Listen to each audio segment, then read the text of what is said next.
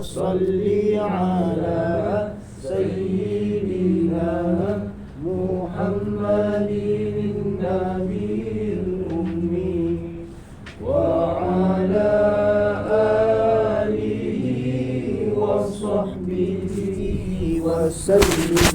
صل وسلم وبارك على سيدنا محمد وعلى آله وصحبه أجمعين. سبحان ربك رب العزة عما يصفون وسلام على المرسلين والحمد لله رب العالمين. بسم الله الرحمن الرحيم. نحمده ونصلي على رسوله الكريم. أما بعد. الحمد لله رب العالمين حمدا كثيرا طيبا مباركا فيه كما يحب ربنا ويرضى. اللهم صل على محمد النبي وأزواجه أمهات المؤمنين وذريته وأهل بيته كما صليت على إبراهيم وعلى آل إبراهيم إنك حميد مجيد. جزا الله عنا محمدا ما هو أهله.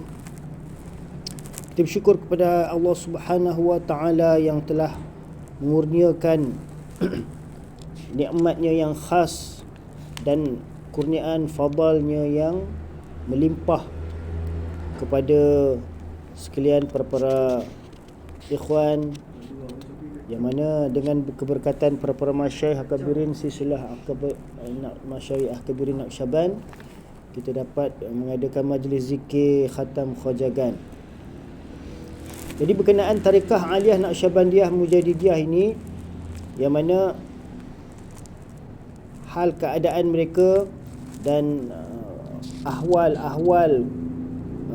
pengalaman rohaniah mereka itu banyak diceritakan di dalam nukilan para masyayikh kita dalam kitab-kitab karangan mereka, khasnya dalam riwayat-riwayat berkenaan Hadrat Imam Rabbani Mujaddid Al-Sani Syekh Ahmad Faruqi Sarindi rahmatullah alaih, berkenaan para masyayikh kabirin silsilah Naqsyabandiyah ini.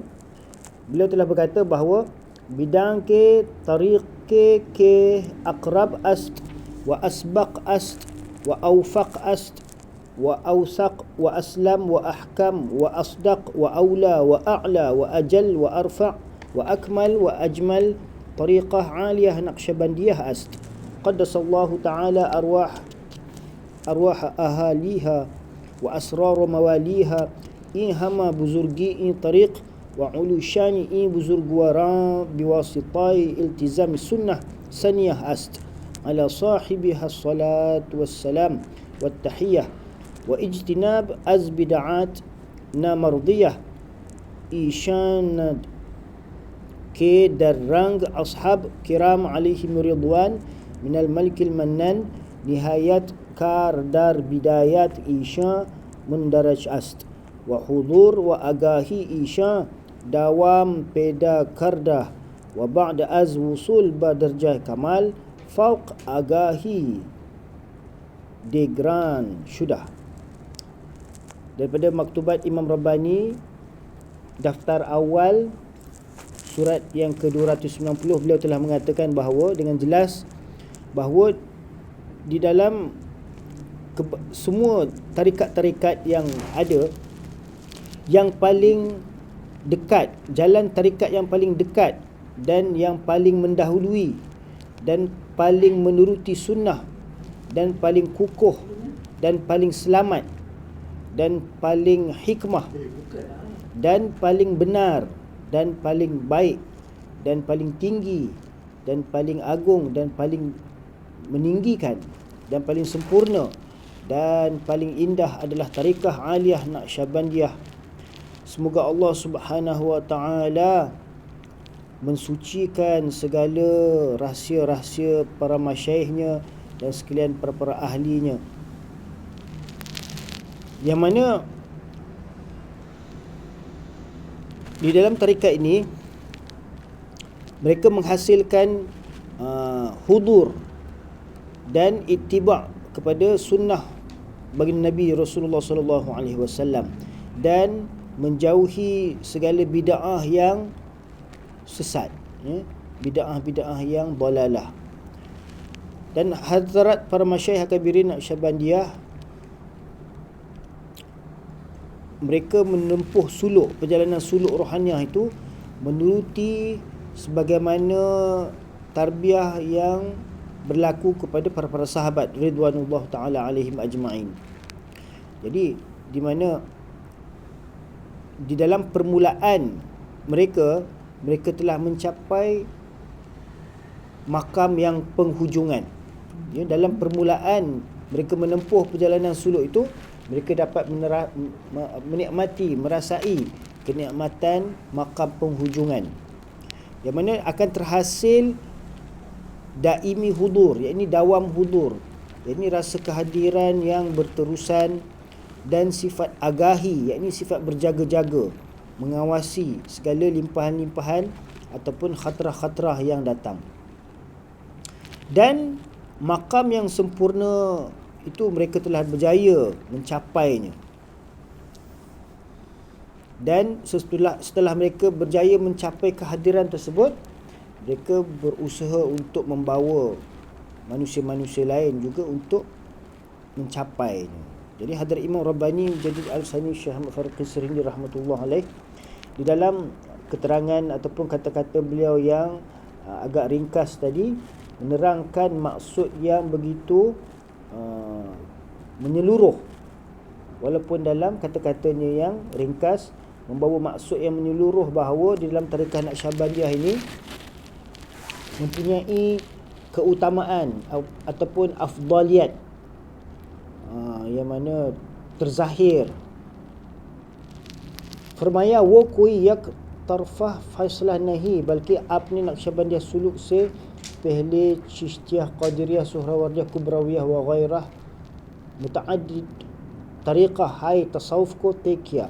Jadi Imam Rabbani menyatakan kata-kata pujian terhadap tarekat Naqsyabandiyah ini bukanlah kerana suka-sukanya, tetapi setelah beliau menempuh berbagai-bagai tarikat-tarikat.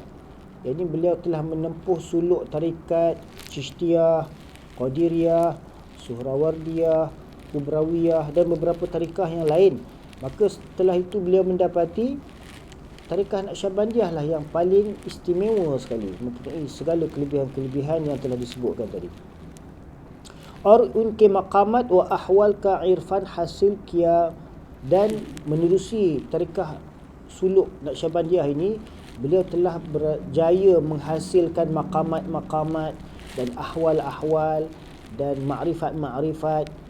Jadi semakin bertambah pengetahuannya dalam menghasilkan makrifat kepada Allah Subhanahu Wa Taala. Ke आपको इनमें खिलाफत और sanad ijazat bi mil चुकी थी, bahawa beliau di atas perjalanan tarekat ini beliau juga telah memiliki ataupun memperolehi khilafat dan sanad ijazat. Bila syubah ऐसी ही शख्सियत को हक पहुंचता है, yang mana beliau tidak syak lagi adalah seorang yang telah berjaya mencapai tingkatan martabat yang tinggi di dalam perjalanan tarikat, ya. Dan beliau telah membuat kesimpulan bahawa tarekat Naqsyabandiyah itu adalah tarekat yang paling tinggi martabatnya. Ke wa un tariqah में से आसंतर और मुफितर तरीक़ा मुंतखब करके तालिबान हक की रहबरी करे. Dan seterusnya, ya, setelah beliau membuat kesimpulan tersebut, maka beliau telah memilih untuk beramal dengan amalan tarekat Naqsyabandiyah, kerana ianya adalah tarekat yang paling mudah dan paling berfaedah, dan itulah tarekat yang ditalkinkannya kepada sekalian para penuntut hak.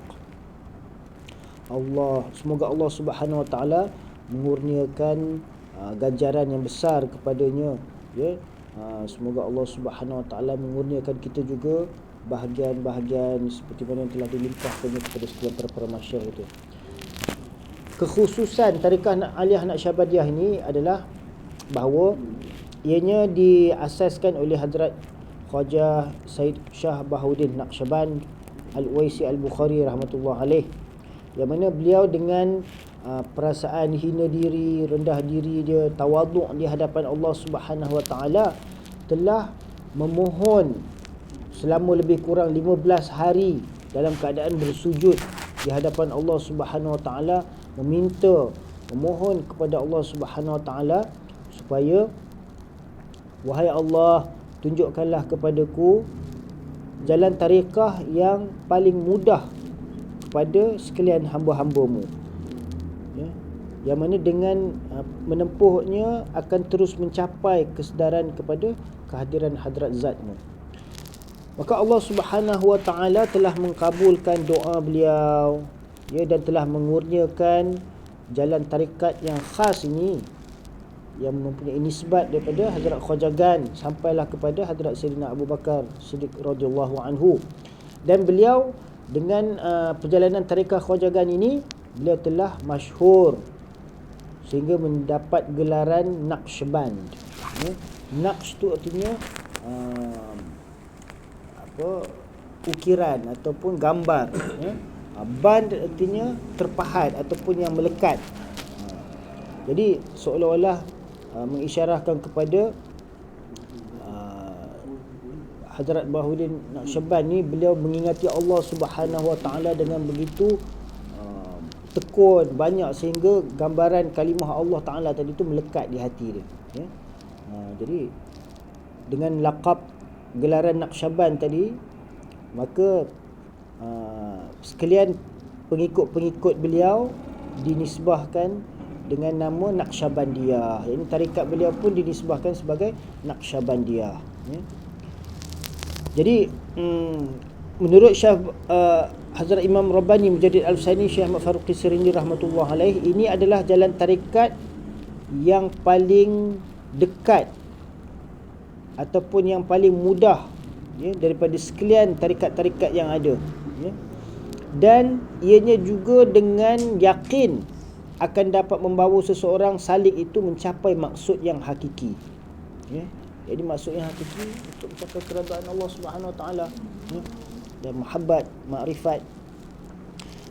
Menerusi silsilah tarikah Naqsyabandiyah ini, nisbatnya bersandar kepada Hadrat Sayyidina Abu Bakar Siddiq radhiyallahu taala anhu, yang mana beliau dengan kesepakatan sekalian para ulama, para masyayikh, ya, sekalian ahlul haq, bahawa beliau adalah orang yang terafdal sesudah sekalian para anbiya alaihi wassalatu wassalam, ya. Selepas sekalian para nabi, para rasul, manusia yang paling afdal adalah Hadrat Sayyidina Abu Bakar As-Siddiq radhiyallahu taala anhu, ya, afdalul bashar, ya, sebaik-baik manusia sesudah para nabi dan para rasul, iaitu Hadrat Sayyidina Abu Bakar As-Siddiq radhiyallahu anhu. Jadi nisbat tarikat Naqsyabandiyah ini sampai kepada Sayyidina Abu Bakar, yang mana nisbatnya pada asasnya adalah secara khalis, yakni secara tulus, ikhlas dan tulen ittiba' sunnat Nabawi sallallahu alaihi wasallam. Ini menuruti petunjuk baginda Nabi Muhammad Rasulullah sallallahu alaihi wasallam, dan menjauhi segala bid'ah-bid'ah, ya, khasnya bid'ah-bid'ah yang dalalah, yang mazmumah, ataupun bid'ah-bid'ah yang menyesatkan, ya.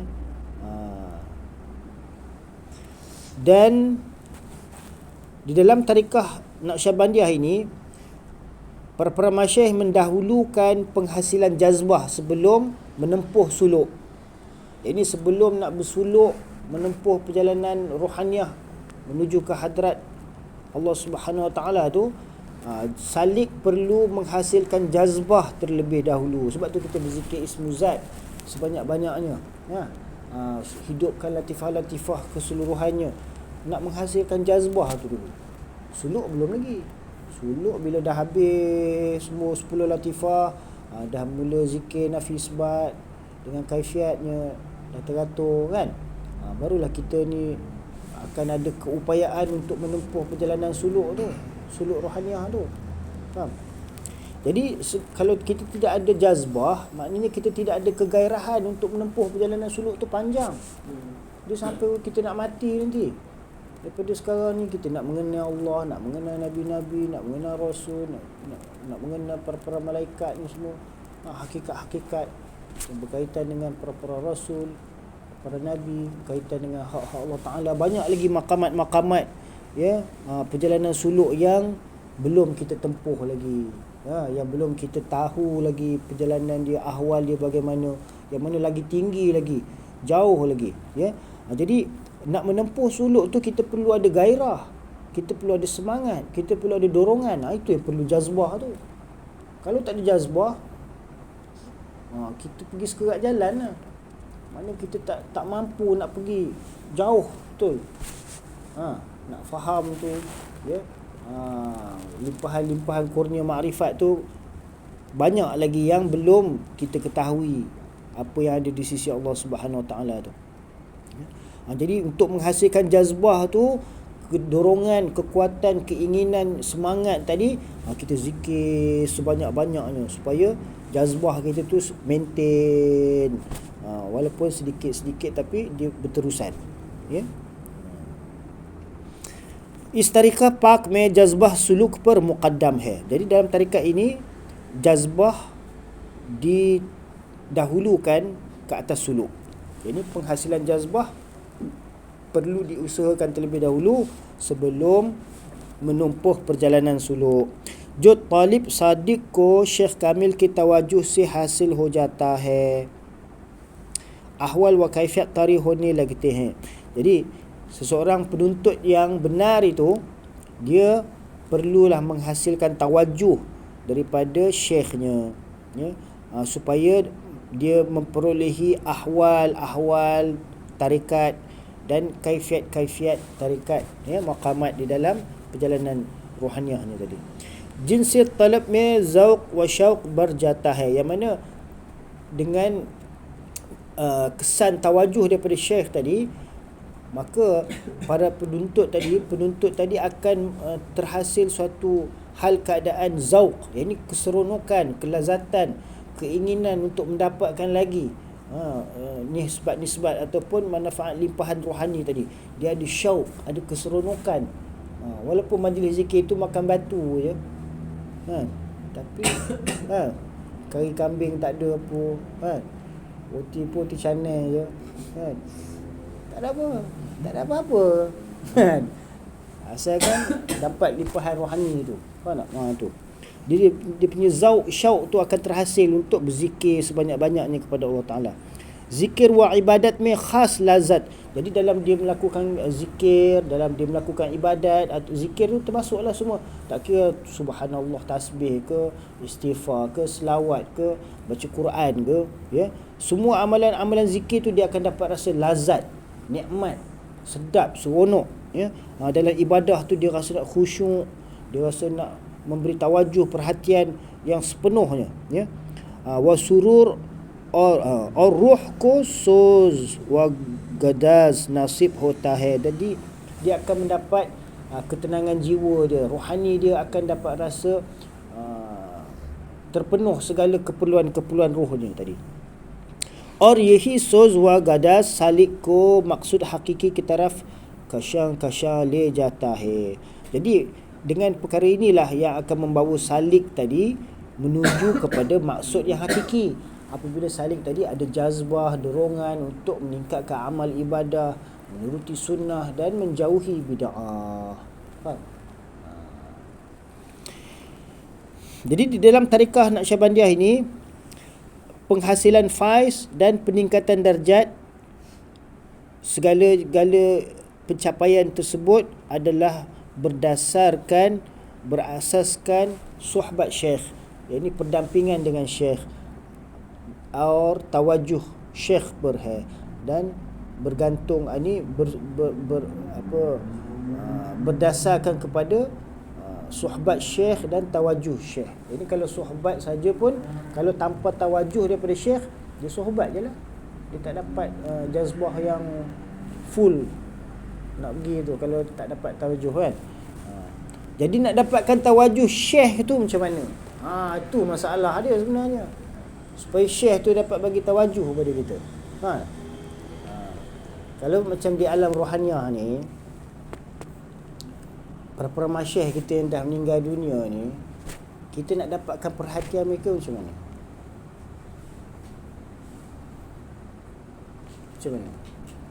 Itulah kita hadiah Fatihah Qul Huwallah tu. Ya Allah, telah kami hadiahkan seumpama pahala Fatihah dan Qul Huwallah ni tak disampaikan kepada sekalian roh-roh para masyayikh. No, mana? Jadi bila kita hadiahkan pahala-pahala ni, dapat daripada mereka. Dan mereka akan bagilah perhatian siapa yang hantar ni. Siapa yang kirim ni? Jadi ni siapa dia ni siapa? Dia ni ada ni sebab ni. Malaikat akan bagi tahu lah ni anak cucu keturunan rohaniah kamu lah ni, pengikut murid-murid kamu ni semua. Kalau selalu kerap, selalu dia hantar ni. Hantar hadiah. Dia akan bagi perhatian lah. Faham? Macam itulah. Itulah tawajuh daripada syekh. Tak? Mana kita dapat perhatian daripada para masyayikh tu? Itu syekh Sulamati. Yang hidup pun macam tu juga. Faham tak? Mana kita kena khidmat. Tu maksudnya kita kena khidmat syekh, tengok apa keperluan syekh. Itu sebagai supaya syekh pun akan bagi perhatian. Dia ni ada bagi perhatian pada keperluan aku, maka syekh pun akan bagi perhatian kepada segala keperluan rohaniah murid tadi. Faham? Sahabat Syekh Huzur sallallahu taala alaihi wa ala alihi wa ashabihi wa baraka wasallam ki sunnat mutahharah ki ittiba' me Muhammad wa muawwin hai. Jadi hubungan sahabat dengan syekh itu adalah sebenarnya menuruti sunnah Nabi sallallahu alaihi wasallam, ya, sebagaimana Nabi sallallahu alaihi wasallam bersahabat berdampingan dengan malaikat Jibril alaihi salam, ya. Dan para sahabat berdampingan pula dengan Rasulullah sallallahu alaihi wasallam. Jadi perdampingan, persahabatan, yakni persahabatan tu dia sebenarnya adalah satu sunnah bagi Nabi sallallahu alaihi wasallam. Apabila kita hidup dalam mengamalkan kehidupan bersahabat ni, berdamping dengan, kalau kita dengan syekh kita lah. Kalau zaman sahabat mereka berdamping dengan Rasulullah sallallahu alaihi wasallam.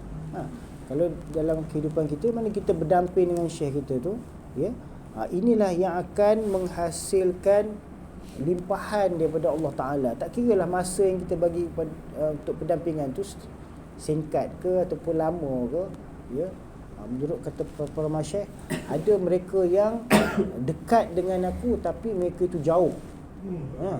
Mana mereka tu selalu dekat dengan aku tapi mereka tu jauh daripada aku. Tapi ada juga orang yang jauh daripada aku tapi mereka tu sentiasa dekat dengan aku. Nampak?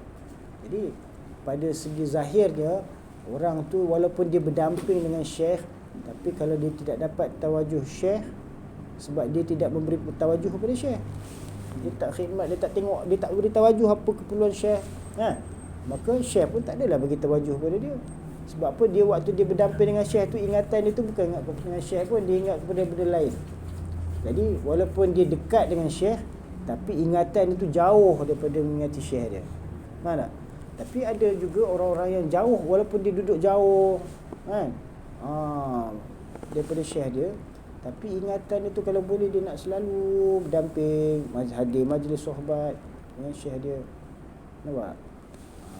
Jadi nak dapatkan persahabatan tu pun penting. Dan bila dah ada ruang untuk kita bersahabat tu, kita perlu berusaha untuk menghasilkan tawajuh daripada syekh. Lihaza murid adab wa ihtiram ke sath जिस कदर सोहबत शेख का इल्तिज़ाम करेगा उसी कदर सुरअत के साथ मनाजिल तरक्की व मदारिज कमाल तय करता चला जाएगा. Jadi atas maksud itu, murid-murid apabila mereka beradab dan menghormati syekhnya dengan kadar sebanyak mana yang diberikan adab dan penghormatan tersebut, maka dengan kadar itulah cepatnya peningkatan seseorang salik tadi tu untuk mencapai tingkatan maqamat rohaniah tadi. Jadi sekadar dengan kadar mana, jadi lagi banyak murid tu dia memberikan adab penghormatannya kepada syekh, maka lagi cepatlah dia mencapai peningkatan rohaniah, ya? Sebab ini adalah urusan Allah Ta'ala, bukan urusan syekh tu pun. Dan dia akan mencapai tingkatan kesempurnaan, ya? wa madarij kamal te karta chala jayega, dan mana dia akan mencapai ke tingkat kesempurnaan sebagai seorang murid yang salik sehingga dia dapat tarbiyah yang sempurna, sehingga dia boleh mentarbiahkan orang pula. Jadi untuk mencapai peningkatan tu, mana daripada murid dia boleh mencapai kepada kedudukan murad tadi, itu nak cepat atau lambat tu bergantung atas pendampingan dia dengan syekh. Faham tak?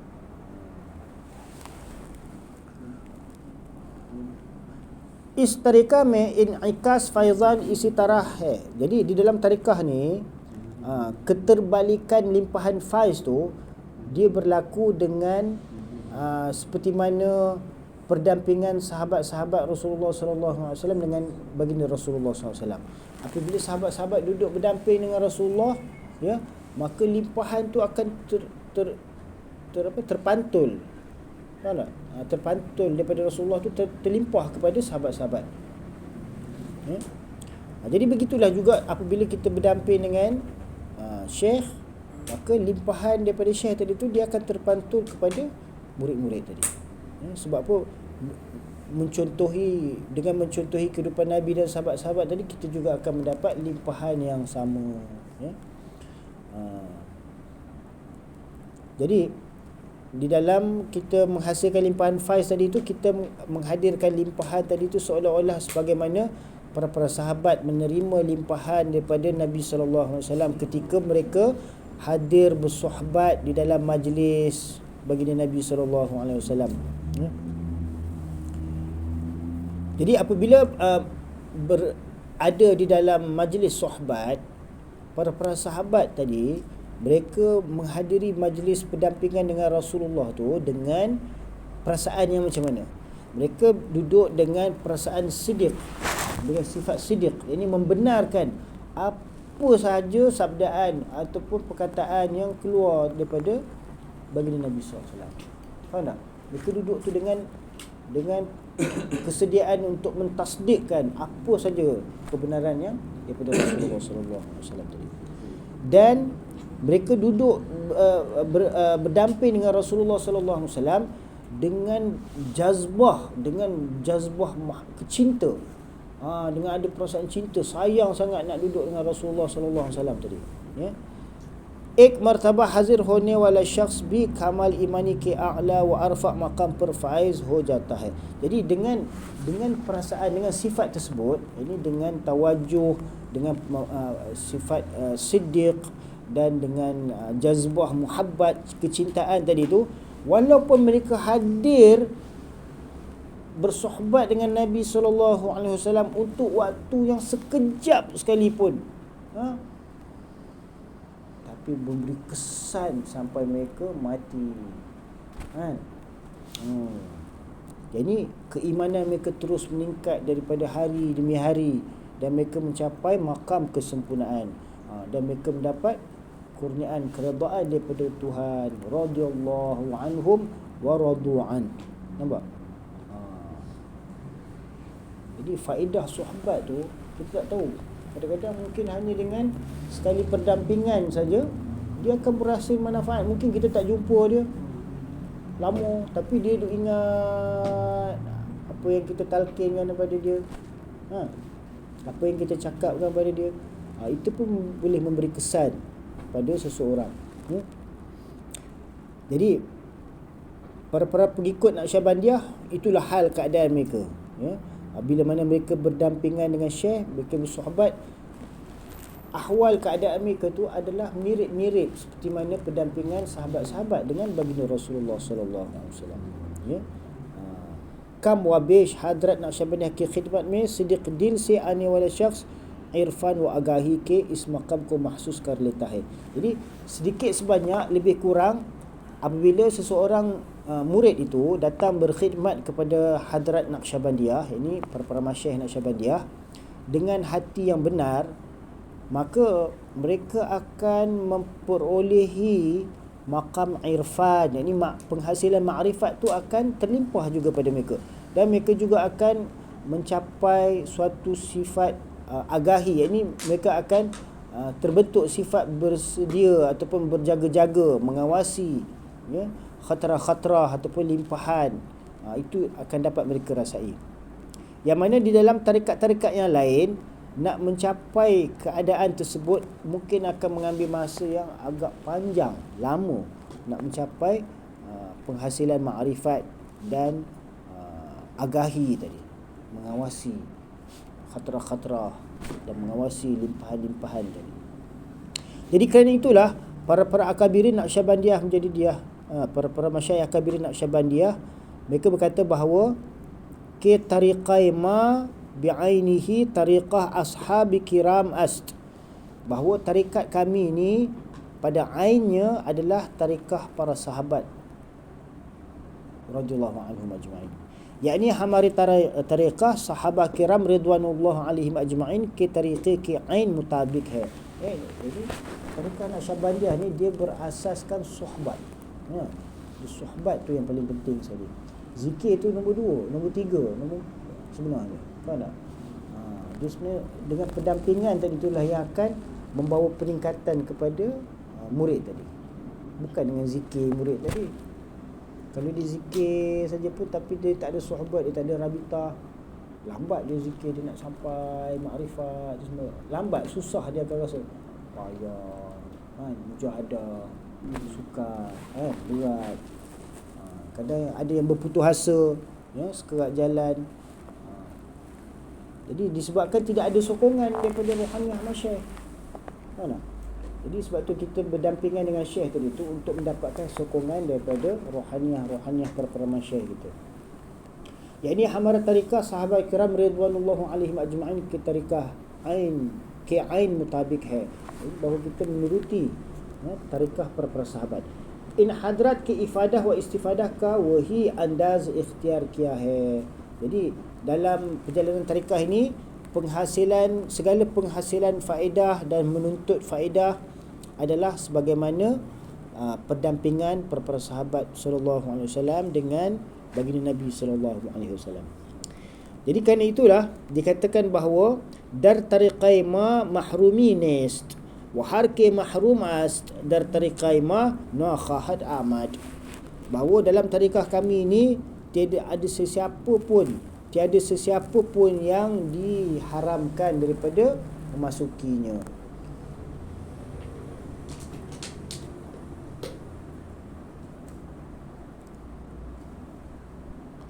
Dan barang siapa yang memang telah diharamkan daripada memasuki tariqah kami ini, sesekali tidak akan dapat masuk. Mana? Jadi nak menempuh perjalanan tarikat Naqsyabandiyah ni siapa-siapa pun boleh, ya. Tapi kalau seseorang yang memang semenjak azali lagi Allah Taala dah tentukan dia tidak akan dapat menikmati habuan dalam nikmat-nikmat tarikat Naqsyabandiyah ini, maka dia tak akan dapatlah. Mana mungkin dia akan pandang buruk, dia akan cemuh, dia akan hina, maka dia pun terjauh daripada nikmat-nikmat yang zauq, syauq, ahwa rohaniah dalam tarikat ni. यानी जो शख्स हमारी तरीक़ा में दाखिल हुआ वो mahrum ना रहेगा. Jadi seseorang yang telah masuk ke dalam tarikat kami ini, maka dia tidak akan diharamkan. Mana dia tidak diharamkan daripada menempuh perjalanan ini. Or jo azali mahrum hai, dan barang siapa yang semenjak azali dia telah diharamkan daripada menempuh tarikat ini, wo hamare silsilah se munsalik na ho sakega, dia sekali-kali tidak akan dapat menempuh suluk silsilah tarikat Naqsyabandiyah ini. Is tarikah aliyah में dawam hudur wa agahi wo pakizah maqam hai. Di dalam tarikah aliyah Naqsyabandiyah ini sifat dawam hudur, yakni rasa kehadiran yang berterusan, dan sifat agahi, yakni sifat berjaga-jaga, mengawasi, adalah menduduki makam yang tinggi dan suci di dalam tarikat ini, ya. Jiska naam hadrat sahabat kiram radhiyallahu anhum ajma'in ke nazdik ihsan hai, yang mana di zaman para sahabat hal keadaan tersebut dinamakan sebagai ihsan, ya, sifat berjaga-jaga, rasa ini mengawasilah, mengawasi segala limpahan kurnia daripada Allah Ta'ala, seolah-olah melihat Allah Ta'ala, ya. Dan pada istilah para sufiah, ianya disebut sebagai musyahadah ataupun syuhud ataupun yad dasyat ataupun ainul yaqin dan beberapa nama yang lain. Ianya merujuk kepada ihsan, ya. Jadi pada zaman sahabat, hal keadaan tersebut dinamakan ihsan, jadi sifat dawam hudur, ya, dan agahi, ya. Di dalam istilah sufiah, dalam kitab-kitab para sufi, mungkin istilah-istilah yang biasa kita dengar musyahadah ataupun syuhud, ya. Syuhudul wahdah fil kasrah atau syuhudul kasrah fil wahdah, ya. Ataupun yad dasyat, ini dalam bahasa Farsi, ataupun dalam Al-Quran biasa kita sebut ainul yaqin, ya. Jadi itu semuanya merujuk kepada ihsan. Pada hakikatnya ianya bermaksud apa? Anta'budallaha ka'annaka tarahu, bahawa kamu beribadah, melakukan ibadah kepada Allah Ta'ala seolah-olah kamu sedang melihat. Jadi itulah yang dimaksudkan sebagai ihsan. Jadi untuk menghasilkan faedah-faedah di dalam tarikah Naqsyabandiyah ini, bagaimana? Hendaklah kita beradab dengan sebaik-baiknya dan menuruti segala syarat-syaratnya ketika mana kita bersohbat dengan seorang syekh kamil, ya. Dan berusaha untuk melazimkan bersohbat berdampingan dengannya, kena selalulah maksudnya, ya.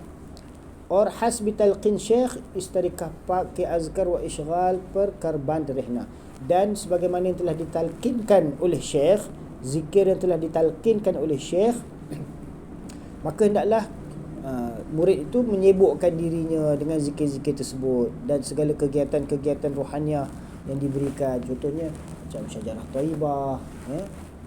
Ataupun kita nak berzikir amalan-amalan solat nafilah dan sebagainya, ya. Dengan melakukan perkara-perkara tersebut, zikir-zikir dan mengamalkan segala kegiatan rohaniah dalam tarikat Naqsyabandiyah tadi, akan menghasilkan limpahan faiz dan keberkatan, ya. Kemudian di dalam silsilah ini, maqamat-maqamat yang tinggi dan waridat-waridat yang tinggi juga ada terdapat di dalamnya. Ini hal-hal, ahwal-ahwal, maqamat-maqamat, ya, yang tinggi-tinggi pun ada dalam tarikat ni. Tapi bukan semua mampu untuk menempuhnya, ya. Semuanya itu mampu hanya boleh ditempuh dengan seorang yang ada jazbah, keinginan, dorongan yang kuat, semangat yang tinggi. Faham? Maka untuk mencapai makam-makam tersebut, maka kita perlu bersungguh-sungguh lah, ya.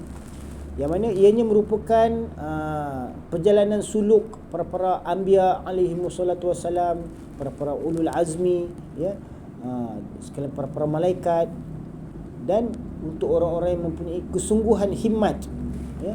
Itu bahagian untuk mereka. Siapa yang ada kesungguhan macam tu, mereka dapatlah habuan-habuan tu, menempuh maqamat-maqamat makrifat, hakikat-hakikat lagi tinggi ada, ha?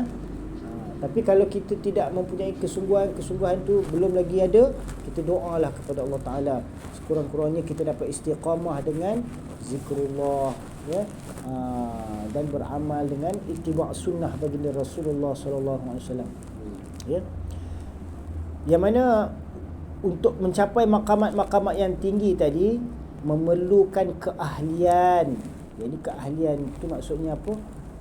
Kemahiran dalam memahami nas-nas Al-Quran, hadis Nabi SAW, ada cukup ilmu dalam melaksanakan amalan ibadah, dan mempunyai isti'adad bakhshi, yakni mempunyai keupayaan, persediaan, ketahanan mental, ketahanan fizikal, nak bangun malam, nak berlapar. Ini kalau orang tak tahan, dia tak boleh, kan? Kurangkan makan, kurangkan tidur. Ini kalau orang tak biasa, yang dah biasa makan je, tidur nak kena cukup, ini beratlah, susahlah dia nak mencapai itu. Sebab apa? Orang-orang yang menempuh perjalanan ni, mereka memang kurang tidur dan kurang makan, ya. वो इनसे शरफ अंदोज होते हैं और बढ़ते चले जाते हैं. Jadi dengan mempunyai semangat keinginan yang kuat tadi, mereka akan dapat maju dalam menempuh perjalanan tarekat Naqsyabandiyah ini. Jadi mudah-mudahan semoga Allah Subhanahu Wa Taala mengurniakan kita jazbah, kesungguhan, semangat, dorongan untuk kita menempuh perjalanan para masyayikh kita, Hadrat Akabirin Naqsyabandiyah, Mujadidiyah dan sekalian para masyayikh daripada sekalian silsilah tarekah, ya. Mudah-mudahan Allah Subhanahu Wa Taala kurniakan kepada kita sedikit sebanyak segala limpah-limpahan yang Allah Taala kurniakan kepada mereka. Kita doa, a'udzubillahi minasyaitonir rajim. Bismillahirrahmanirrahim. Allahumma anfa'na bima 'allamtana wa 'allimna ma yanfa'una wa zidna 'ilma. Rabbana zidna 'ilma, Rabbana zidna 'ilma, Rabbana zidna 'ilma. Allahumma ahyina bihayatil ulama wa amitna bimauti syuhada. واحشرنا في زمرة الأولياء وأدخلنا الجنة مع الأنبياء عليهم الصلاة والسلام. ربنا آتنا في الدنيا حسنة وفي الآخرة حسنة وقنا عذاب النار. وصلى الله على سيدنا محمد وعلى آله وصحبه أجمعين. سبحان ربك رب العزة عما يصفون وسلام على المرسلين والحمد لله رب العالمين.